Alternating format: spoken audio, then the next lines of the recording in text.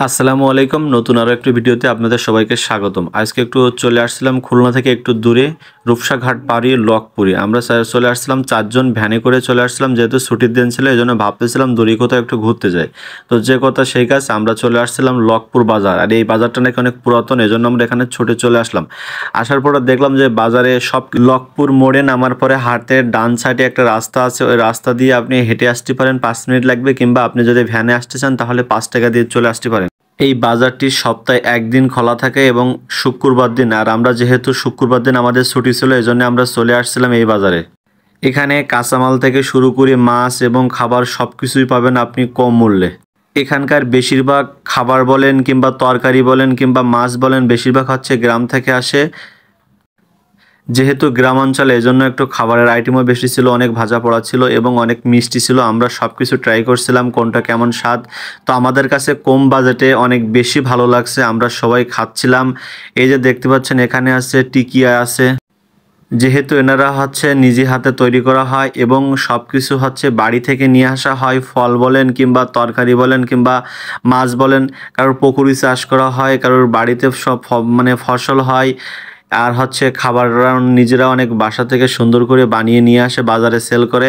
আমরা সবগুলো হচ্ছে ট্রাই করছিলাম, যে আসলে যেহেতু আমরা একটা সুন্দর একটা গ্রামের বাজারে আসছি, আর আমরা যদি এগুলো ট্রাই না করি তাহলে কি হয়। আপনারা লকপুরবাসী অবশ্যই কমেন্ট করবেন যে আপনাদের এই বাজারটা কতদিন পুরাতন এবং আপনাদের এই বাজারে কি কি স্মৃতি আছে। তো আপনারা যারা হচ্ছে এত সুন্দর একটা বাজারে বাজার করতে আসবেন, তারা অবশ্যই কমেন্ট করে জানাবেন। এখানে হচ্ছে তরকারি থেকে শুরু করে মাছ মাংসের অনেক দাম কম ছিল। আমাদের কাছে খুবই ভালো লাগছে যে এত সুন্দর একটা বাজার এবং এখানকার মানুষগুলো অনেক সুন্দর। আমরা হচ্ছে এই মামার সন্দেশ ট্রাই করছিলাম। এই মামা বলতেছিল যে মামা আমি নিজের হাতে ভেজাল মুক্ত এবং সুন্দরভাবে এই জিনিসটা তৈরি করি, তো আপনারা চাইলে খাইতে পারেন। তো আমরা হচ্ছে ট্রাই করছিলাম, যেহেতু আমরা 4 জন গিয়েছিলাম এই জন্য আমরা ট্রাই করছিলাম। মামার ওখানে ঘিও ছিল, তো আমরা হচ্ছে সন্দেশটা ট্রাই করছিলাম এবং সত্যিই অসাধারণ স্বাদ ছিল। আর এখানে অনেক পুরাতন পুরাতন দোকানদার আছে, আপনারা যারা লকপুরবাসী কিংবা যারা ওখানকার মানুষজন আছেন তারা অবশ্যই চিনতে পারবেন যে আসলে এখানকার বাজারটা কেমন। যেহেতু এখন বর্ষাকাল, আপনারা চাইলে এখান থেকে হচ্ছে বিভিন্ন ধরনের চারা কিনতে পারেন, যেহেতু বর্ষাকাল আপনি লাগাতে পারেন। আর এই মামার এখানে দেখতেছিলাম যে খাজুরের গুড় এবং আখের গুড় ছিল। আর আমার বন্ধু প্রসঞ্জিৎ ওই বাজারে হচ্ছে দোকান ছিল তার, সে বন্ধুর সাথে দেখা হয়ে গেল। বন্ধু বলল যে না, তোমাদের সবার আখের রস খাওয়াবো। এই মামা হচ্ছে ভালোভাবে ফরমেলিন মুক্ত হচ্ছে আখ বিক্রি করা হয় আর অনেক সুস্বাদু।